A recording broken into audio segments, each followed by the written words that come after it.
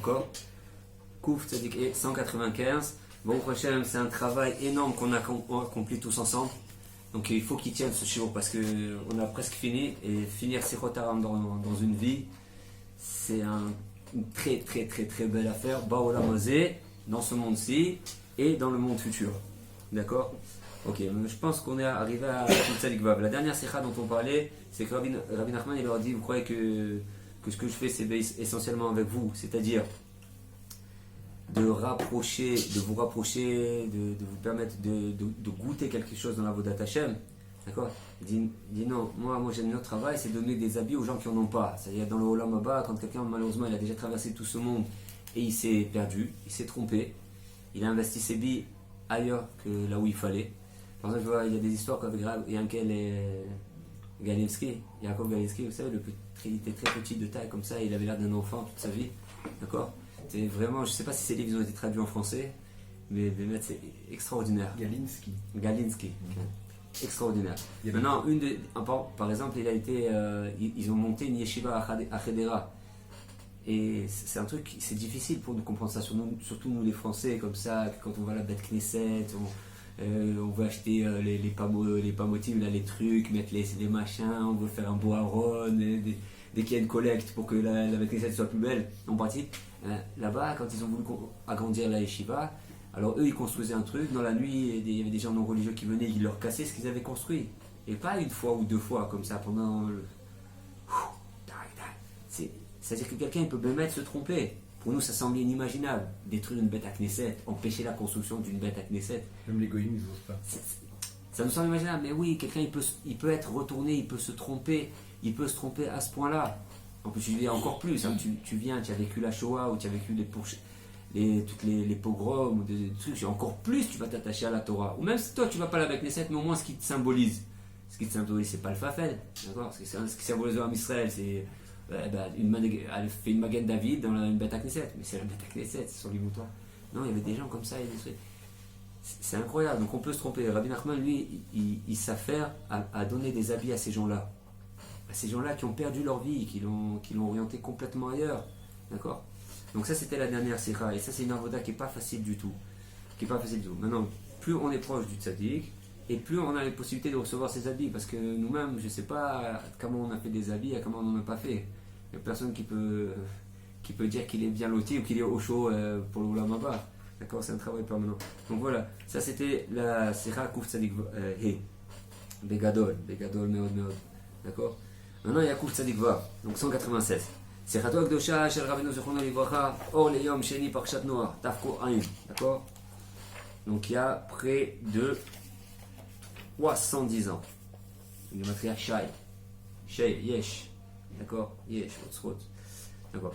התורה שלי גדולה מאוד, והיא כולה רוח הקודש, ויכולים לידע ממנה עתידות. רבי נחמן vient et te dit voilà, et sache que si tu t'affaires à étudier mes sfarim, ben, tu pourras trouver des explications pour le futur dedans. Si tu rentres dans ma Torah, maintenant attention, rentrer dans la Torah de Rabbeinu, ça ne veut pas simplement dire lire les livres comme ça et trucs, ça veut dire rentrer. Quand Rabbi Nachman dit connaître l'écouter Mourad, par exemple, il dit être capable de connaître l'écouter Mourad, c'est de savoir le lire à l'endroit et à l'envers. Donc il faut savoir où c'est mon nom, mais déjà te connaître. Et même je sais pas, j'imagine, moi ça m'est plusieurs fois arrivé que, par exemple, dernièrement, il y a quelqu'un qui est venu chez moi pour me faire un travail, donc il appelle, ma femme elle vient me voir, elle me dit waouh, regarde, on a une commande, je sais pas, 3000 CD ou je sais pas quoi. Je dis bon, normalement, très bien. Et en plus c'était simple, c'était juste à faire du gravage, encore plus pas-foot. Et il vient, le Ben Adam, il arrive, et je sais pas, je regarde, c'est quelque chose qui va pas là. Celui-là, il veut faire un livre de Torah, il veut éditer un livre de Torah, et quoi de passe. Pourtant, il n'y avait pas, il avait une casquette, petit, bon, il s'avère qu'en fin de compte, c'était un réformiste. Et moi, Beth Mimou, tu vois, je commence à lui parler, je lui demande de quoi il parle ton livre, je sais même pas pourquoi je lui ai demandé, je m'en fous, il fait ce que tu veux, tu mets ce que tu veux dans le CD, tant que c'est quelque chose de propre. Attaque. Cette argacha-là, je sais que cette argacha-là ne vient pas de moi. Cette sensation-là, c'est, comme on dit, la puce à l'oreille, ouais, ça vient pas de moi. C'est une argacha, tu sens qu'il y a un truc qui c'est pas bon, ça marche pas, ça colle pas avec la yadout. Pourquoi, je sais pas. Donc je commence à poser des questions, qu'est-ce qu'il y a dedans, le truc, et donc, les questions, voilà, bon, sauf, bon, prochain il est parti, et j'espère que personne accepter de publier ses trucs ou de faire son travail. D'accord. Maintenant, à Torah Sheli, Igdola Meod. Rabbeinu il dit sur sa Torah, et c'est très important de dire ce que tu es. Le problème, c'est que souvent on dit ce qu'on n'est pas. Il est là notre problème. Et donc on ne comprend pas quand quelqu'un dit ce qu'il est, on a un problème avec lui. Parce qu'on dit, mais t'es un orgueilleux. Parce qu'on voudrait nous dire qu'on est quelque chose de grand, de bien, de fort, et on ne peut pas. D'accord. Donc on n'arrive pas à comprendre quelqu'un, il dit voilà, je suis là, je viens faire le tikkun du monde, ou je te dis ma Torah elle est vraiment très très grande. Et si tu l'étudies, tu pourras voir dedans des atidotes. Il y a des sfarim, comme Siyar Sarfei Kodesh, d'accord, les paroles des anges, où là-bas on peut voir beaucoup des miracles qu'il a fait Rabbi Nachman, ou qu'il a fait avec ses talmidim. Par exemple, hier j'ai vu un truc, j'ai vu une histoire, je ne me rappelle plus comment il s'appelle, je crois qu'il s'appelle Rabbi Israël Perovitze. Il a été un jour chez son beau-père, et son beau-père n'était pas forcément Breslev, mais là-bas il y avait quelqu'un qui était béhémet anti-Chassidim, mitnaged, comme ça. Et il a commencé à l'embêter la première Séouda, il n'a pas répondu. Et c'était déjà assez désagréable. La deuxième Séouda de Shachiz, pareil, et il n'a pas répondu non plus. Et la troisième Séouda, il s'est déchaîné, et là il s'est levé, il lui a dit comme ça, il lui a dit, je jure sur Shabbat que tu as transgressé telle et telle et telle avérote. L'autre il est devenu blanc. Blanc, il s'est tué, il n'a plus ouvert la bouche. Voilà. C'est tout. C'est-à-dire que même quand tu te branches avec quelque chose de kadosh, mais de propre, de très très très très propre, tu travailles avec, ça te nettoie, et après par toi, par ton conduit, il va passer des choses incroyables. D'accord? Grâce à cette Torah que tu as intégrée. Veikula Ruach HaKodesh. Faut pas croire que Rabbi Nachman, aujourd'hui, quand quelqu'un il fait un livre, il prend, c'est-à-dire pas tout le monde, bon prochain, mais tu peux prendre un Mahagar Meda, c'est-à-dire comment on appelle ça un Mahagar Meda en français? Tu peux prendre une encyclopédie comme ça de la Torah électronique où tu as 20 ou 30 000 livres, tu tapes le mot, je sais pas moi, tu tapes le mot pureté, et tu vas avoir 3, 4, 5 000 endroits dans tous ces sfarim où on parle de pureté. Avec ça, tu bricoles un truc, tu peux faire un livre très intéressant, avec même des sipourim et tout, ça peut être très très très bien. C'est pas du Ruach HaKodesh, ça n'a rien à voir. Ça n'a rien à voir avec comment nos tzadikim ils ont écrit leurs livres. Ça n'a rien à voir avec les Tanaïm, la Moraïm, les Rishonim, les Charonim, et Betarlo de Rabbi Shimon Bar Yochai, le Rizal, le Baal Shem Tov, Rabbi Nachman. C'est pas des livres comme ça, c'est pas comme ça qu'ils ont écrit leurs livres. C'est pas par en bas, c'est pas une cuisine, c'est pas une tambouille. C'est déjà très bien, parce que si tu dois lire 5000 Mekorot, tu les lis tous, tu déduis quelque chose de là-bas, et bon, Hachem, tu as travaillé. C'est pas du Ruach HaKodesh, c'est autre chose, c'est du bas vers le haut. Or, l'important c'est que ça descende, c'est combien tu arrives à décrocher du haut vers le bas, combien tu arrives à faire descendre. Donc ça c'est la Torah des tzadikim. La Torah des tzadikim, c'est qu'ils arrivent à se sanctifier suffisamment pour monter dans des mondes supérieurs et pour faire descendre de là-bas une Torah qui est Kula Kodesh, Kula Ruach HaKodesh. Donc elle emmène et elle vient d'ailleurs. Ok. Shemi sheyate atzmo veyazim veyakshiv Torah sheli. Donc celui qui va yate atzmo, celui qui va accepter d'écouter veyazim et qui écoute veyakshiv, va écouter, entendre, avec toutes les différences qu'on peut écouter et entendre. À Torah sheli, yachol leda atidot sheye. Il pourra là-bas trouver ce qui va arriver. D'accord? Et ça, il n'y a pas besoin de dire plus ça. Et ça, c'est sûr, il n'y a pas besoin de le dire après coup. On ne parle pas de savoir ce qui va arriver. Quand c'est arrivé, de dire ah, c'était écrit. Parce que la plupart du temps, c'est ce qui se passe. Il arrive un acte. Et maintenant qu'on est en face de l'acte, alors on dit ah, mais oui, il y a un remède dans Rashi, Karuna, Vetroulé. Maintenant, c'est pas ça la grandeur. La grandeur, c'est que tu vas dire que maintenant, ça va arriver. Tu vas dire, voilà, sachez que maintenant il est venu le moment que ce Rashi un peu bizarre, pas évident, il arrive le moment où on va comprendre ce qu'il veut dire ce Rashi. Et tac, il arrive le Coran. Ah là, on parle d'autre chose. Ce Ben Adam là, il voit autre chose. Vous comprenez ce que je dis? Maintenant, tout ça encore, je rappelle. À chaque fois que Rabbi Nachman il met en valeur la Torah qu'il a enseignée et qu'il enseigne, qu'il nous a transmis, c'est pas pour te dire, regarde, moi je suis grand, toi t'es petit, ou pas du tout. C'est pour te donner du cheshek. C'est pour te donner du cheshek, pour te donner de l'envie, pour te donner de la force, pour te donner un moteur d'aller chercher, d'aller travailler, d'aller avec une Torah, d'aller avec un message, d'accord, pour que tu t'investisses. Tu ne crois pas, Stam, que bon, Nia Machinia. שאז יכולים בוודאי למצוא הכל בתוך התורה שלי, ולראות ולהבין שהכל מבואר בתוך התורה שנאמרה בכבר. Donc, et grâce à ça, tu peux comprendre que tout ce qui va arriver, tout ce qui est, c'est déjà dans sa Torah. C'est déjà vu. Maintenant, encore une fois, c'est pas donné à tout le monde. Et plusieurs fois, j'ai demandé à plusieurs rabbanim, il faut faire attention à ce qui s'appelle les remazim. D'accord? D'abord, les remazim, ça ne doit jamais sortir des arba de la lacha, c'est très important. D'accord? Tout ce que tu trouves, tout ce que tu comprends, c'est très bien, c'est très joli. Mais si tu touches un petit seif du Shulchan Aruch, qui que tu sois, quelle que soit ta grandeur, tu t'es planté. Sauf si tu as le Sanhedrin qui se réunit et qui dit, comme à la fin de Masret et Brachot, et la sot lachem, et ferou Toratecha, dit il est venu de faire quelque chose qui est contre la Torah, d'accord? D'accord? Parce que et la sot lachem, parce qu'on doit faire pour Hachem. Mais ça, il faut qu'il y ait le Sanhedrin, d'accord? Pour faire ça, et pas Dan Chaim ou Reuven ou Shimon, ok? Et kol ze shamarti achar Shabbat. Le kol ze shamarti achar Shabbat. Il y avait un sipo comme ça d'ailleurs par rapport au Sefer Midot, parce qu'on a l'impression que c'est loin de nous tout ça. On a l'impression que c'est vrai, mais si vous réfléchissez un peu, si vous regardez un petit peu votre vie, vous allez voir que des fois vous avez des remazim et que des fois on fait des trucs qui sont pas si clairs parce qu'on a eu un remez, on a eu une allusion comme ci ou comme ça. Il y a un sipo au début du Sefer du Aleph Bet, où il y avait un très très grand Talmid Chacham qui s'est marié, son beau-père aussi c'était un très très grand Talmid Chacham, et lui donnait tout ce qu'il avait besoin. Il allait étudier toute la journée, du matin jusqu'au soir. Le maître il était très rétiné, jusqu'à ce qu'à un moment il y a un ange qui s'est révélé à lui. D'accord? Il avait une femme très tzadékette, déroulée, et au bout de quelques mois, le maître il lui faisait des révélations incroyables, des chidushim, des flaïm, des liens entre des choses.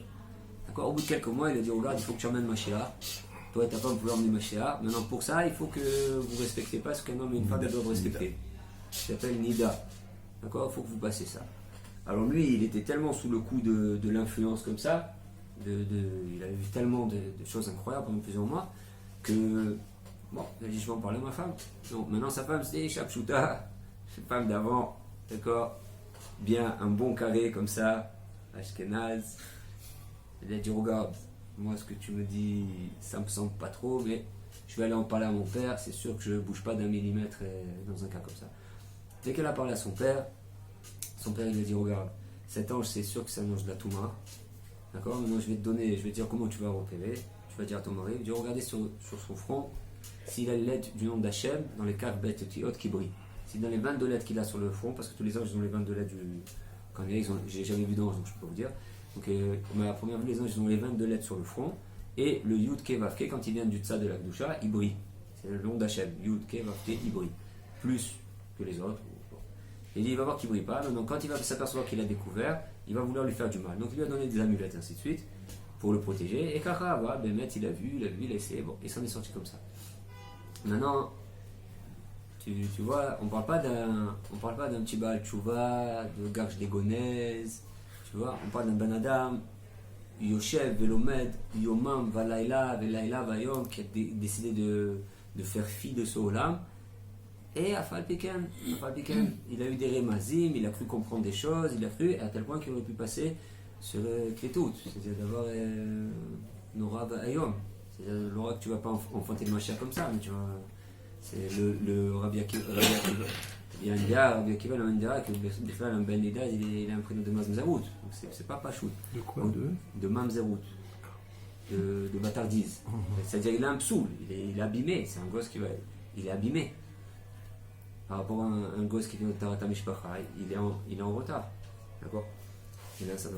Les causes des Shamati Achar Shabbat Bereshit, Tafkufaim. D'accord? Est-ce qu'on vient de dire? Donc Rabbi Nathan, il l'a entendu après le Shabbat Bereshit, premier Shabbat de l'année. C'est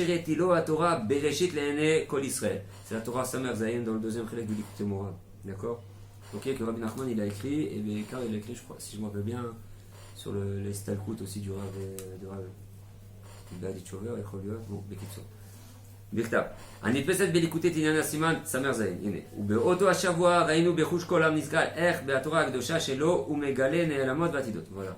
Dans cette Torah là-bas, il a fait le espède de Rabbi Levi Yitzhak Berditchov à un moment où personne encore savait que Rabbi Levi Yitzhak Berditchov était mort. Donc maintenant, lui, il a parlé, et quand après, ils se sont aperçus, quand après plusieurs jours, ou une semaine ou deux, parce qu'il n'y avait pas de smartphone à l'époque. Il y avait de la joie, il y avait du smart, il y avait du fun, il y avait du tikchoret avec Hachem, il y avait de la joie, de l'intelligence, mais il n'y avait pas orange.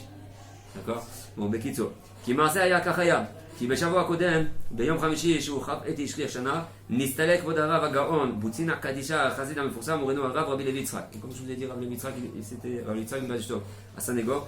La semaine d'avant, il était mort. זכר צדיק לברכה, אב בית דין לקהילת קודש באדיצ'וק, ובשבת שאחר יום חמישי הנ"ל, שהוא שבת בראשית, עד נאמר התורה הנ"ל, מפי רבינו זיכרונו לברכה, המתחילת בראשית לעיני כל ישראל, המדברת מעלת הפאר של ישראל, דהיינו העלמת והסתלקות הצדיק שהוא פאר של ישראל.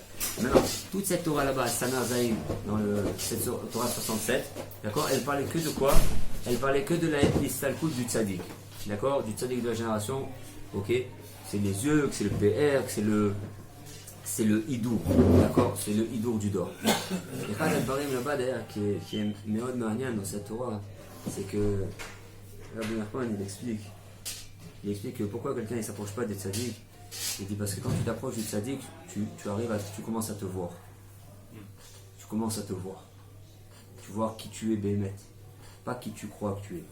Alors maintenant, si ta recherche c'est la vérité, d'accord, c'est une notion comme ça de route, que quand elle vient s'approcher de Naomi, elle ne vient pas s'approcher de Naomi parce que c'est sympa, parce qu'elle a de l'argent, parce qu'elle était mariée avec un Gdolador, donc ses enfants ils étaient aussi.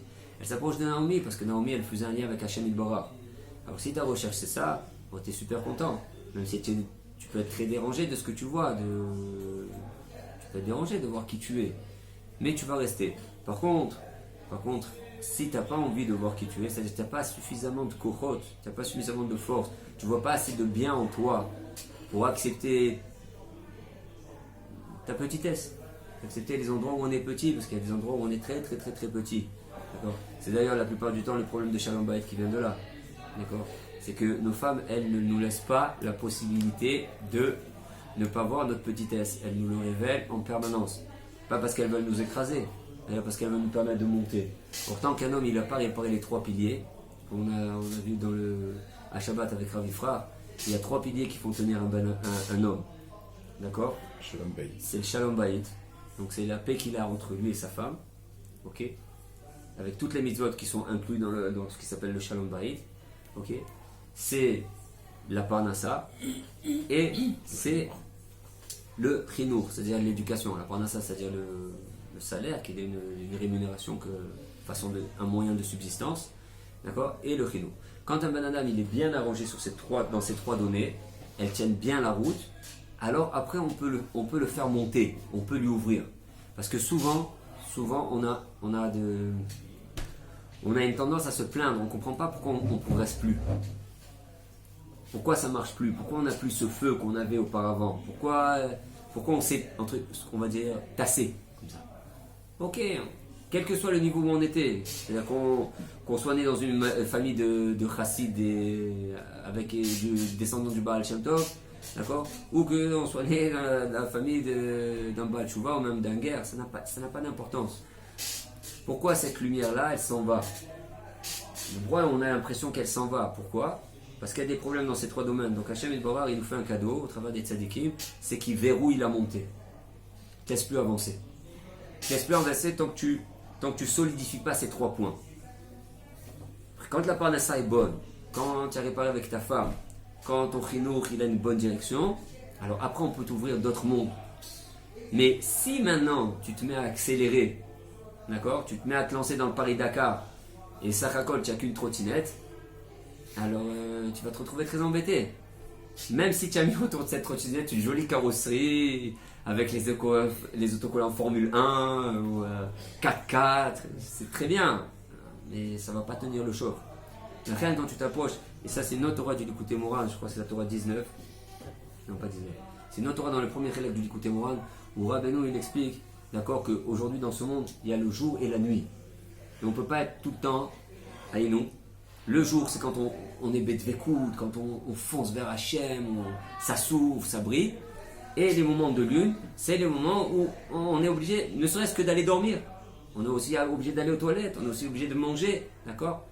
Donc même si on essaie de se sanctifier là-bas, c'est quand même pas de la Torah. C'est quand même pas une table de Gemara, c'est pas quand même une table de Likutei Moharan. Ok. Donc il y a des moments de ratso et il y a des moments de chauve. Il y a des moments de montée et de descente. D'accord. Maintenant, donc Rabbi Nachman il explique dans cette Torah que c'est obligatoire.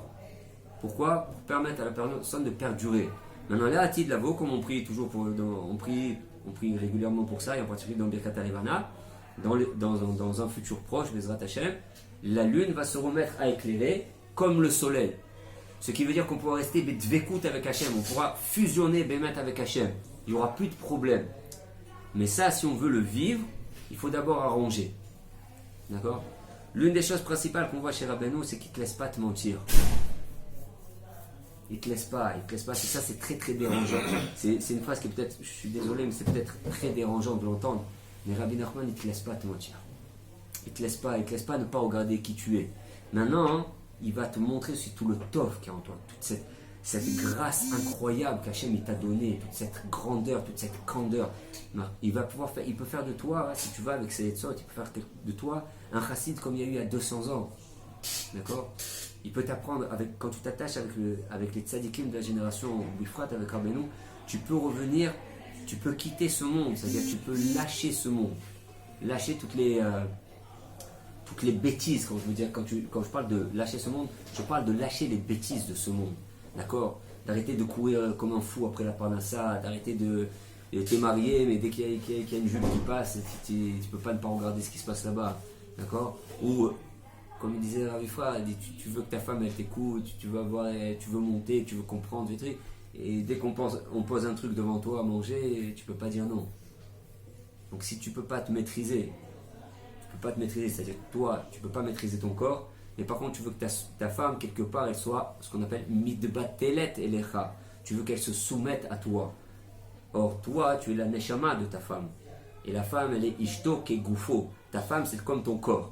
Donc si toi maintenant tu n'as pas de maîtrise sur ton corps puré, déjà, Vada, celui qui est sur ton corps, ce corps-là, si déjà tu n'as pas de maîtrise sur toi, c'est-à-dire tu peux pas aller dormir alors où tu as décidé d'aller dormir, tu peux pas t'arrêter de manger quand tu n'as plus faim, tu peux pas ne pas te disputer dès qu'on... tu n'as pas de maîtrise sur toi, mais par contre tu veux que ta femme, elle soit complètement annulée aux petits soins. Nous, que veut le roi? Que veux-tu? Les pantoufles ne sont pas assez, comment tu appelles ça, molletonnées. Ça, Rabbi Nachman, il te l'enlève. Doucement, gentiment, mais il te l'enlève, il te remet en place. D'ailleurs, toute la Torah qui parle de la tchouva, c'est-à-dire la Torah Vav, la Torah 6 dans le premier chilek du Likutei Moharan, essentiellement, elle est basée sur ta relation avec ta femme, qui représente ta relation avec Hachem. Je vous l'ai répété, je vous le répète et je vais le répéter encore beaucoup de fois, c'est que le jour où tu comprends que ta relation avec ta femme, elle représente ta relation avec Hachem, je peux te dire que tu vas arranger avec ta femme. Tu vas pas faire tu vas pas mettre ça de côté, parce que tu vas comprendre que c'est essentiel. Maintenant, arranger, c'est souvent réparer les erreurs qu'il y a eu dans ta vie. C'est quoi ces erreurs qu'il y a eu dans ta vie? D'accord? C'est qu'on a fait passer l'extériorité sur l'intériorité. D'accord? On a été mébasé donc Hachem, on a humilié Hachem, puisqu'on a dit tu as fait quelque chose de superficiel et pas quelque chose de profond. Donc forcément quand tu vas faire tchouva, il va falloir que tu passes par beaucoup de bisionotes, beaucoup de honte. D'accord? Maintenant c'est là que Rabbi Nachman entre autres il intervient. Déjà te faire comprendre quand on vient te faire honte, c'est pas parce qu'on t'aime pas, c'est pas parce que tu es moche, au contraire on veut que tu fasses une vraie tchouva amitit, que tu puisses commencer à être, que tu puisses commencer à exister. Et ça, quand tu vois que Rabbeinu il vient et te dit ma Torah elle est couleur Ruach HaKodesh, alors tu comprends que c'est pas un fou, c'est pas un masochiste, tu te dis ouais, viens prendre des coups, c'est sympa et tout, vas-y demande à ta femme qu'elle te jette le rouleau de pâtisserie dans la tête, tu vas voir 5 grands tikouns. C'est pas ça, quand tu comprends que Rabbeinu Bémet il t'a emmené une Torah, maman de Atika Stema, il te révèle la Torah du Mashiach, il t'emmène ici, et il te dit sache que l'un des plus grands tikouns que tu peux avoir, c'est pouvoir être humilié, et pourtant te taire, en particulier dans ton cœur et aussi dans ta bouche. Et quand tu arrives à nettoyer tout ce sang impur qui est en toi, et le vrai sang impur, pas le sang impur des soi-disant ariens, là, les soi-disant ariens, d'accord? Les bons ariens, d'accord? Ok. La Torah aussi, de ne pas te laisser faire, de ne pas se faire marcher. Mais la vie vena olvim, moi j'ai pas vu que tu devais répondre. J'ai jamais vu dans la Torah qu'on te dit tachiv. Et là la picoros. Non mais tu dois faire attention aussi dans ta catégorie, toujours de ne pas te faire marcher dessus aussi. Il ne faut pas en arriver en fait où tout le monde... La shéla c'est comment? C'est à partir... la question va être à partir de quel moment tu dis que tu te fais marcher dessus. Maintenant, si tu comprends qu'à chaque fois que tu te fais marcher dessus, c'est pas sur toi qu'on marche, c'est sur ton Yetzirah. C'est que ta femme elle t'aide à piétiner ton Yetzirah. D'accord? Et qu'à chaque fois que tu acceptes ça, à chaque fois que tu acceptes cette chose-là, et que c'est pas facile, ça va pas faire du jour au lendemain, mais à chaque fois que tu arrêtes, tu acceptes que tu fais un nettoyage, et que c'est Berachamim ce nettoyage, avec beaucoup de miséricorde, que ça se fait par ta femme, parce que ta femme, tu es sûr qu'elle t'aime. Dans ce cas-là, t'aurais la prière rafraîchie de l'homme alors. Pourquoi? Ben, la prière rafraîchie, c'est tu vois bien, il y a beaucoup de gens qui ont balancé leur femme par la fenêtre, il y en a encore plus qui ont divorcé, il y en a encore plus qui sont mis à les tromper. Ouais, t'as déjà une femme qui va tromper son mari, après tu vas aller me dire que non, cette femme-là, elle te ça fait c'est autre part. Rappelle-toi, on revient à premier alinéa. Qu'est-ce qu'on a dit? Quels que soient les chidushim que tu peux avoir, tout ce que tu peux comprendre, tu sors pas des arba amo de l'alacha. Une femme, dont le mari sait qu'elle l'a trompé, que c'est avéré, il est obligé al pi halacha de la quitter. En ma la asot. Maintenant, la question c'est comment elle en est arrivée là. Qu'est-ce que lui dans son comportement il n'a pas vu, il n'a pas fait pour que ça en arrive à une telle exaction, d'accord? Parce que pour qu'une femme elle a cherché ailleurs, mon ami, à ce point-là, il faut pousser la machine normalement. Parce que nos femmes c'est des tzadékotes. Déjà rien que voir, regarde les zigotos qu'elles se baladent et qu'elles se trimballent. Déjà, ok, excusez-moi, un peu les poids morts, d'accord? Parce que elle, les enfants, tu comprends? Elle fait pas, elle quand elle doit faire des enfants, tu comprends? Elle te dit pas bon au bout de 3 mois, écoute, vas-y, prends le paquet, débrouille-toi, d'accord? Nous par contre la parnassa, on lui dit il faut que tu ailles travailler, on rentre à la maison, il faut que la maison elle soit tip top, et en plus de ça, il faut que ça soit une pile, toute belle, toute pimpante, et bien sûr, il faut qu'elle fasse tes 4 volontés, c'est-à-dire avec tous tes inanimes à toi, que tu veux comme ça, et que tu penses comme ça, et que tu es comme ça.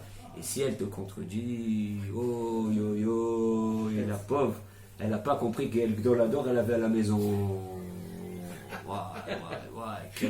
Quel gamba kavod, gam de shoresh malchut, comme on dit, dans la racine même de la malchut. Malheureusement, on est chacun à son niveau bien là-bas dedans.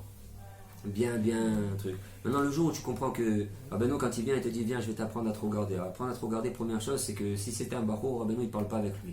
Donc déjà tu vas apprendre à te regarder, ça veut dire quoi? C'est déjà avoir une femme. D'accord? Tant que tu n'as pas une femme, tu es un enfant, tu n'es pas un homme. Donc un enfant on lui parle pas comme un homme et il n'a pas les mêmes comme tu appelles ça, les mêmes obligations qu'un homme. D'accord? Même si al pi halacha il doit faire très attention parce qu'à partir de 13 ans, d'accord, il est metzuvé les mitzvot. Mais ça n'a pas du tout la même responsabilité que quelqu'un qui est marié. Quelqu'un qui est marié, il a un reflet, il peut être entier, il peut arriver à devenir. D'ailleurs, vous savez que le shem de la tchouva, et c'est un shem qui est très très important, c'est le shem équié. Le shem qui vient de la couronne, keter, couronne. Le shem qui vient, c'est couronne, c'est keter, c'est équié. Je serai, je vais devenir équié. Ça veut dire que faire tchouva, c'est pas un principe fixe. Faire tchouva, c'est un renouveau permanent, c'est que tu te lis avec le Shem d'Hachem qui s'appelle Ekié, je vais devenir. Mais devenir, ça n'a pas de fin. Tu es tout le temps en train de devenir, tu es tout le temps en train de changer normalement. Si tu es branché avec quelque chose de kadosh, quelque chose de saint, tout le temps tu es en train de progresser, tout le temps tu as quelque chose à travailler, tout le temps tu as quelque chose à perfectionner. Il n'y a pas un moment où tu te mets sur ta chaise et tu dis écoute, Baruch Hashem, je connais chaque souliya du chasse, d'accord, bon Baruch on parle même pas du Chumash, le Mishnah Berurah je peux donner des shiurim. Mais non, t'as pas commencé, mon ami. T'as pas commencé. T'es qu'au début, t'as rien vu, ni toi ni personne d'ailleurs. T'es né Tanaïm, personne n'a encore touché la Torah, Bichlal. Donc tu comprends que nous, on a de la marge. Mais maintenant, comment tu vas percevoir ça? Le truc, c'est de le dire, c'est bien, c'est sympathique. Voilà, je vous l'ai dit déjà plein de fois. Et je me le dis à moi-même. C'est bien. Il dit, mais le sentir, tant que ça reste circli cette chose-là, je dis bon, c'est bien, ok, alors on n'a pas touché la Torah, Torah Tmima, voilà, c'est un beau de rouge, c'est sympathique. C'est Baal Shem Tov qui l'a dit, Yesh Alma l'histoire, comme on dit. Donc c'est pareil, il voulait le sortir de la Shiva, il dit Ma Mimcha, pourquoi Ata Mebazbez et Tatzmecha, c'est-à-dire tu te perds, tu perds ton temps, quoi, tu vas étudier, et qu'est-ce que tu vas faire? Et qu'est-ce que tu vas manger? Des dapim de Gemara. On l'a déjà entendu, celle-là d'histoire, on la connaît bien, on la vit nous-mêmes, sur nous-mêmes, hein? Imen Torah en Kemar. Aval Imen Kemar en Torah. Nous, on a enlevé la première partie, on se rappelle bien la deuxième. Et même Kemach en Torah. Un nom du Kemach, ça pourrait être de la farine, avec des sacs de farine.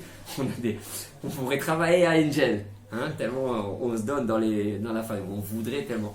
Après, par contre, et même Torah, c'est plus Torah. La Torah, comme il disait mon oncle. Il disait toujours, la Torah. Et même il a eu raison. Bon, maintenant, donc il allait voir ses parents. Et il leur dit, parce que le Bachour il ne voulait pas quitter la yeshiva, il allait voir ses parents.